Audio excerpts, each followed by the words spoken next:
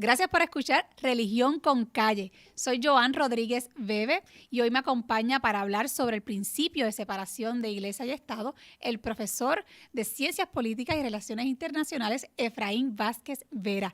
Profesor, gracias por estar aquí. No, gracias por la invitación, un gusto. Qué bueno, sé que esto va a estar bien interesante. Pues mira, Efraín, me tomo el atrevimiento de llamarte por tu nombre de pila porque, ¿verdad? Por favor, así lo exijo. Muy bien, muy bien. Pues fíjate, Efraín, yo creo que una sociedad plural como la nuestra, donde coexisten diversidad de credos, diversidad de ideologías seculares, la mayoría del sector religioso y la mayoría del sector no religioso valoramos el respeto a la diversidad y también valoramos el derecho de los individuos a poder actuar conforme a su conciencia. Por lo tanto, me atrevería a decir que somos la mayoría los que entendemos que el principio de separación de Iglesia y Estado es un elemento positivo para la vida en sociedad. Sin embargo, Efraín, sucede que en ocasiones el Estado cruza esa línea que hemos dibujado entre el Estado y la Iglesia, pero también en otras instancias el sector no religioso utiliza este principio de separación de Iglesia y Estado como un escudo para rechazar cualquier participación del sector religioso en la esfera pública y en el debate público sobre temas que tienen que ver con el bien común, con derechos fundamentales, con dignidad humana. Y parecería que sugieren que los religiosos tienen que limitarse a rezar dentro de los templos, a predicar solamente en las iglesias o a meditar en la cima del yunque. Tú sabes, eso es lo que parecería que sugieren. Entonces, creo que se hace necesario explicar realmente el significado de este principio, cuál es su origen histórico, por qué se incorpora en Puerto Rico en nuestra Constitución este principio y en función de qué. Yo estoy muy de acuerdo con lo que tú acabas de señalar, de que en nuestra sociedad la mayoría de las personas, las religiosas y no religiosas, valoramos el principio de la separación de Iglesia y Estado y también el principio que va de la mano con que es el de la libertad de culto. Obviamente existen minorías en nuestra sociedad que por un lado quisieran un Estado, podríamos llamarlo ateo, un Estado donde la religión no exista, pero también tendríamos a otros que quizás abogarían por un Estado medio teocrático, donde la religión fuera todo. O sea, estamos hablando de los dos extremos. Existen y son afortunadamente una minoría, pero la mayoría del pueblo sí valora estos principios que son fundamentales de nuestra cultura democrática. Ahora bien, a mí me parece que dentro de esa mayoría a veces hay mucha confusión sobre cuál es el verdadero significado de estos principios de separación, Iglesia y Estado y libertad de culto. Por eso te invito, para que lo explique. Entonces, en ese sentido, yo creo que es bien importante conocer de cómo es que surgen estos principios dentro de este Estado liberal, ¿no?, en el que nosotros los puertorriqueños vivimos y que prácticamente la mayoría de la humanidad vive.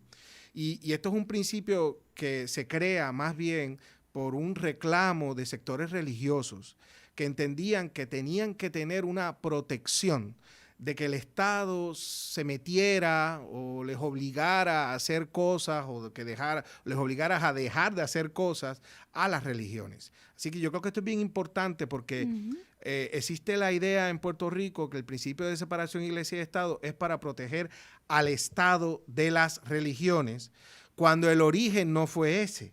Claro. El origen era proteger a las religiones de la intervención de un Estado. Exacto, o sea que surge y existe en función de la protección de la libertad de culto. De la libertad de culto, exacto. Por eso tampoco podemos separar estos dos conceptos.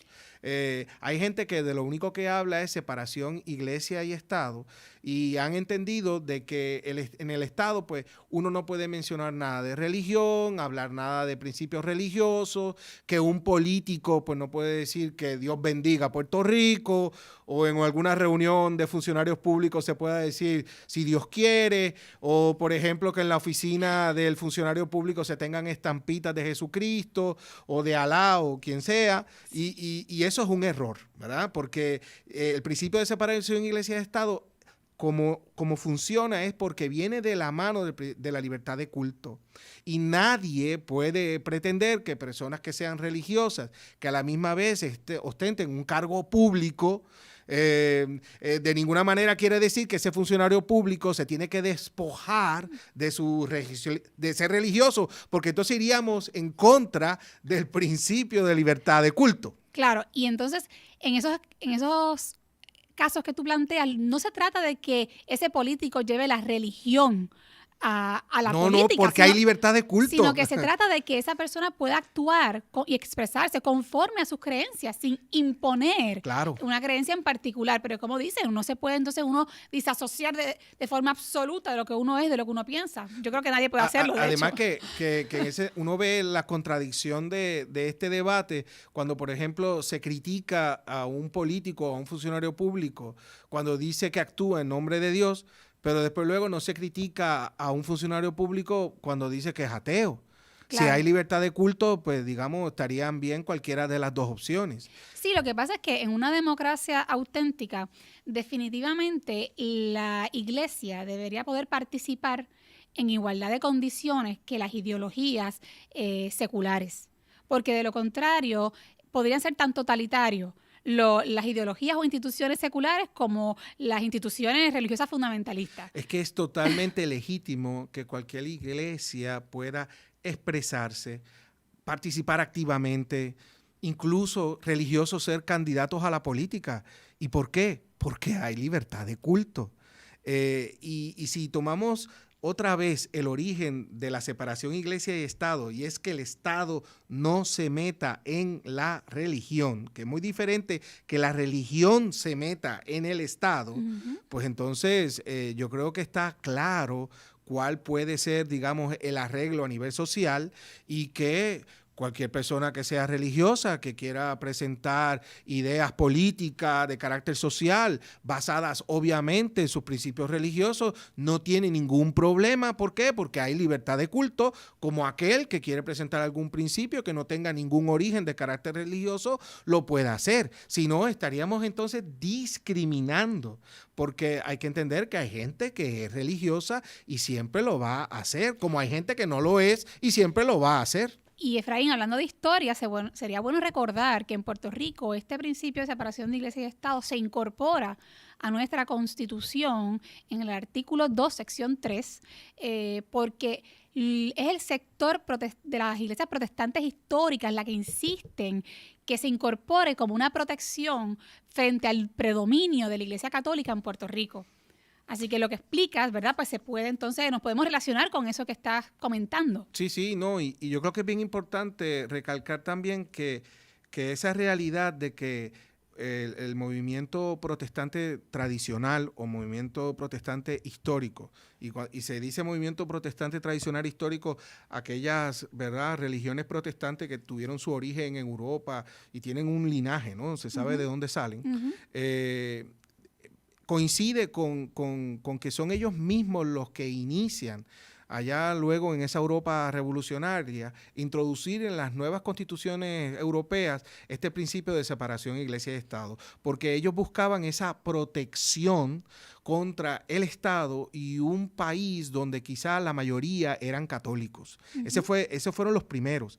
Obviamente en algunos países los movimientos católicos que buscaban protección contra el Estado protestante, pues también, digamos, adoptaron el principio de separación iglesia y Estado, pero tenemos que recordar que es en el ánimo de que el Estado no intervenga en la actividad religiosa. Claro. O sea, es un principio que viene a proteger a las actividades religiosas, no a limitar. Claro. Entonces, esta idea de que el principio de separación iglesia y Estado se hizo para que entonces el gobierno no actúe en nombre de principios religiosos, no es correcto, porque de hecho, ese no es el propósito y el origen. Y lo sugiere. Además, irías en contra de la libertad de culto. Y voy a comentar que también el mismo título, por lo menos en nuestra Constitución, del artículo 2, sección 3, lo sugiere, porque esa sección no se titula separación de iglesia y Estado, se titula libertad de culto. Y dentro entonces de esa sección donde se habla de la libertad de culto y está titulado de esa manera, entonces que se hace mención del principio de separación de iglesia y Estado. Yo cuando hablo de cómo aparece y cuál es el origen del principio de separación de iglesia y Estado, yo estoy haciéndolo exclusivamente desde la ciencia política. Obviamente con el pasar del tiempo, pues se han querido hacer muchas interpretaciones, un poco, se han ampliado, etcétera. Y diferentes versiones. Sí, hay quienes plantean que la protección va más allá y entonces también existe para que el Estado no privilegie al sector religioso sobre el no religioso. Exacto. Y obviamente también debería ser a la inversa. Que es un debate que se puede hacer, pero yo creo que aquí lo importante es que entendamos que el origen de este concepto era para proteger los religiosos, no para que desde el Estado se puedan promover ideas religiosas políticos en este caso, porque en este caso pues, estarías en contra de la libertad de culto, que yo creo que es lo más importante de todo, esa libertad de culto. Fíjate, Efraín, y también es interesante porque no solamente la crítica en ocasiones viene para decir ustedes los religiosos no pueden participar en la esfera pública, sino que en otras instancias no se ataca tanto la participación, sino el contenido o los argumentos que se plantean. Y me refiero, en muchas instancias, y ha pasado recientemente con el tema de la regulación del aborto y los demás proyectos que se han ventilado en la legislatura, he escuchado repetidamente personas que plantean que los argumentos por el hecho de venir del sector religioso automáticamente violan el principio de separación de iglesia y Estado. Y entonces es un entendido de que cualquier postura que coincida con los principios de una religión es ipso facto una violación a este principio de separación de iglesia y Estado. Eso es totalmente absurdo. Claro, entonces uno dice, bueno, el argumento de ellos es, viene del sector religioso, descartado. O segundo, coincide con sus principios religiosos, pues descartado también. Y uno se plantea, bueno, pero es que el sector religioso puede hacer argumentos y planteamientos que, aunque coincidan con sus principios religiosos e incluso aunque estén inspirados en ellos, sean planteamientos que no son estrictamente religiosos y que cualquier persona atea, agnóstica, podría llegar a la misma conclusión a base de un ejercicio de la racionalidad humana. Pero es que tenemos que entender que en la sociedad occidental, y Puerto Rico forma parte de esa civilización occidental que tuvo su origen en Grecia, pasa en Roma, de Roma por toda Europa, y Europa llega aquí a América, la mayoría de los principios morales de todo individuo tienen un origen religioso. Lo que pasa es que luego muchos de esos principios pasan a ser universales. Pero lo que quiero decir con esto, un ateo, un agnóstico, en sus principios morales, esa base occidental de libertad de expresión, libertad de culto, de la tolerancia, de amar al prójimo, como te digo, todos tienen un origen religioso. Ahora bien, es bien cierto que hay personas que no son religiosas y por tener esos principios occidentales, universales, a veces expresan opiniones que coinciden, y la gente, que coinciden con religiosos, claro, y le descartan esas opiniones por ser ideas religiosas. Pero yo creo que aquí lo importante es un etiquetado que no va, porque tú puedes ser muy bien no religioso y coincidir con un mucho planteamiento que provenga del sector religioso. Y yo puedo ser religioso, que estoy diciendo opiniones de carácter moral y de cómo yo veo la sociedad, que no lo estoy haciendo partiendo de preceptos religiosos. Efraín, vamos a poner un ejemplo para ilustrar esto. El ejemplo clásico. Es un claro discrimen. El ejemplo clásico es el tema del aborto. O sea, una persona no religiosa, vamos al caso extremo, al ateo, podría coincidir con un religioso en la postura de prohibir el aborto. Ahora bien, no es lo mismo, y vamos a diferenciar aquí, no es lo mismo que el religioso diga, yo quiero que la legislatura de Puerto Rico prohíba el aborto porque es un pecado. Sí. Bueno, pues, hombre, pues en ese caso estamos claros que ahí se violaría el principio de separación de iglesia y Estado, porque, ojo, usted no puede legislar a base de la creencia de pecado porque eso es un concepto y un argumento estrictamente religioso. Pero si el religioso dice, yo quiero que la legislatura de Puerto Rico regule el aborto porque para mí el aborto le produce unos daños físicos y emocionales. Eso es religión. Y emocionales a la mujer. Hombre, pues en ese caso nos damos cuenta que es un planteamiento que aunque venga del sector religioso, no es exclusivo del sector religioso y no se puede rechazar de plano. Y a eso es que yo me refiero. No, pero también entender que por libertad de culto hay un espacio permitido para que cualquier persona, por motivos religiosos, pueda expresar sus opiniones partiendo de la religión sin problema, Claro, y es totalmente legítimo. lo puede expresar, pero no se puede legislar a base de un concepto estrictamente religioso. Ahí habría entonces ya un problema. Bueno, lo que pasa es que como si entendemos nuevamente que el propósito de separación iglesia y Estado es proteger a la religión del Estado, el que se apruebe una ley bajo preceptos religiosos en el sentido de unos preceptos morales, ¿verdad? Sí, no, Eso no tendría ningún tipo de ilegitimidad claro. ir en contra de la separación pero iglesia y Estado. Pero eso es una categoría amplia, ¿no? La de la moralidad. Claro, por eso. O sea, que tú sabrá Dios cuántos proyectos de ley en Puerto Rico el político cuando los presentó, pues lo hizo con una intención de carácter religioso. Otra cosa es que se diga, vamos a regular el aborto, en el proyecto de ley me refiero, porque la Iglesia Católica o el cristianismo dice que esto, que si lo otro, que si tal. Eso sería otra cosa, ¿ves? Sí. Pero de que el legislador tenga una iniciativa legislativa por su moralidad o por sus ideas, sean de carácter religioso o no carácter religioso, que se presente, se discute y pase. Eso no hay ningún problema. Déjame decirte que esto es complejo y que no se entiende tan fácilmente, y por eso es que todo el tiempo escuchamos a muchos políticos, a veces lo hacen, ¿verdad?, como una estrategia o digamos, saben lo que están haciendo, pero otras veces no, otras veces que sencillamente de verdad no se comprende cabalmente lo que significa esto que estás explicando, Efraín.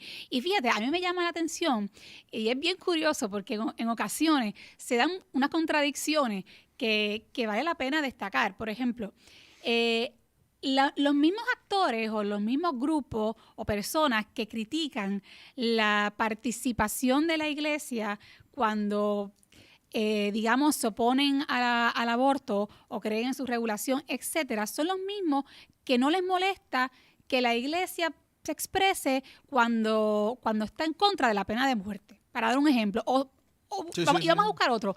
No les gusta y rápido levantan la bandera de separación de iglesia y Estado cuando la iglesia habla en contra de la perspectiva de género. Sin embargo, cuando la iglesia habla en contra de un capitalismo deshumanizado, pues no hay problema. Entonces parecería que en ocasiones la incomodidad o la crítica va más dirigida no al hecho de que la iglesia participe en el debate público, sino va dirigida al argumento, al contenido, a lo que dicen, porque cuando no coinciden con la de ellos, es decir, con la del sector no religioso, molesta. Sí.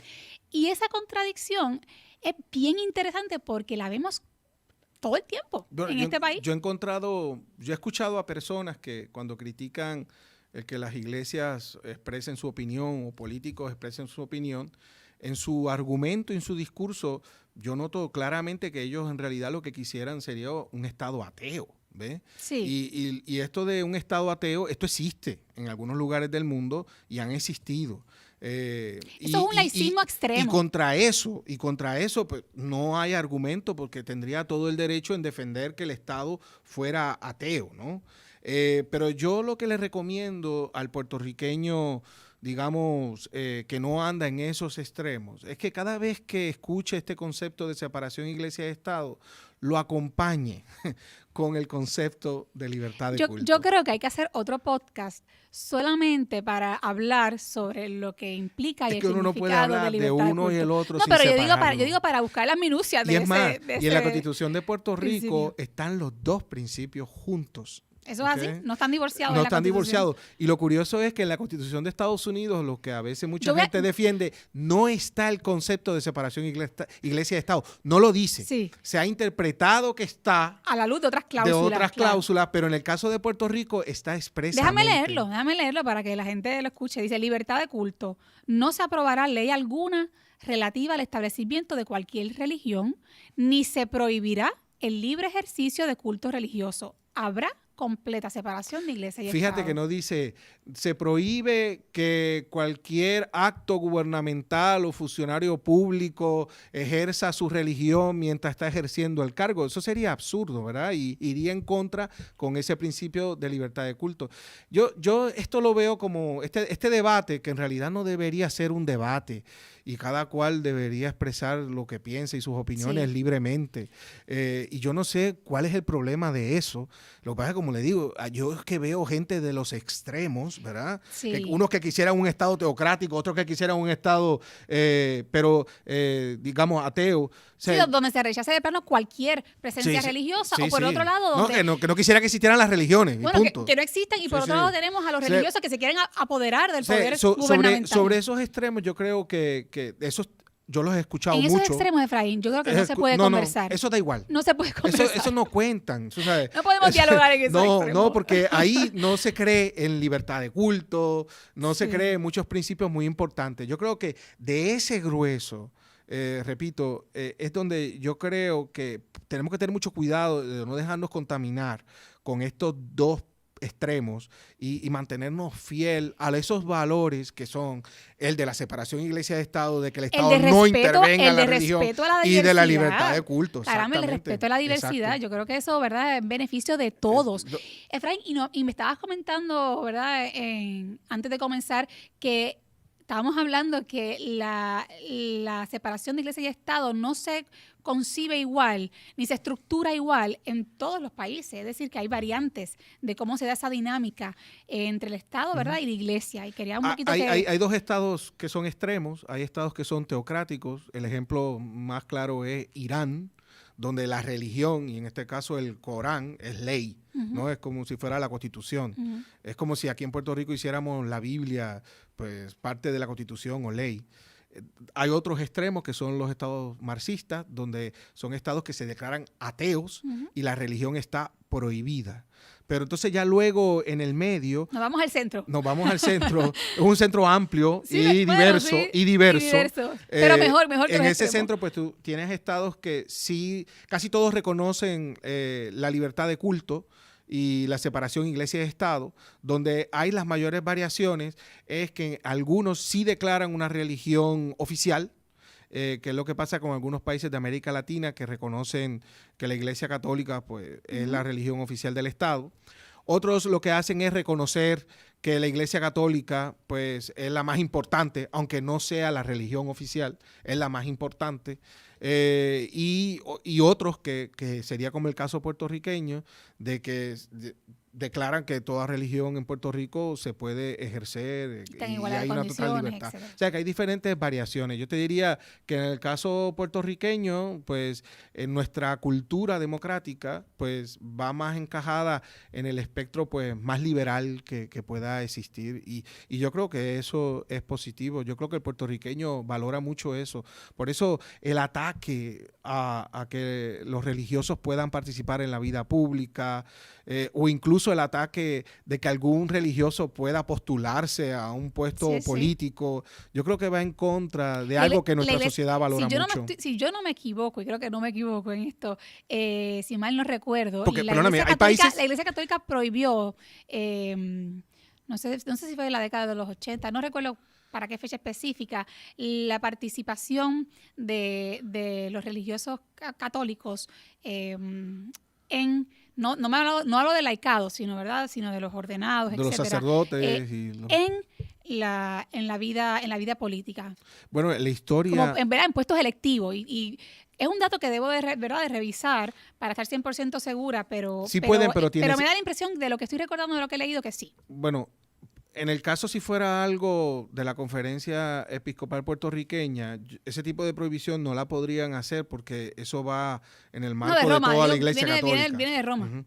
Y en la Iglesia Católica lo que yo tengo entendido es que sí se permite, pero necesita una autorización. Sí, y ha habido en la historia muchos sacerdotes que iniciaron como sacerdotes y por ejemplo, ahí está el presidente de Haití, Aristide, que Sí. después luego se sale. Pero es El una asignación presidente- pendiente porque estoy casi El segura presidente que de se prohibió. Paraguay, que era incluso jesuita, Lugo, que después se sale de sacerdote. Sí. O sea, ha habido muchos, pero hay constituciones como por ejemplo la de México que prohíbe, o sea, en este sentido, el Sí. Estado prohíbe que algún religioso participe o pueda ser candidato. Sí. En el caso de Puerto Rico, la ley puertorriqueña no prohíbe eso, Sí, sí, sí. de que cualquier religioso pueda postularse. No, yo estoy hablando de la Iglesia Católica y lo prohíbe Roma, que es otra, Sí. otra cosa.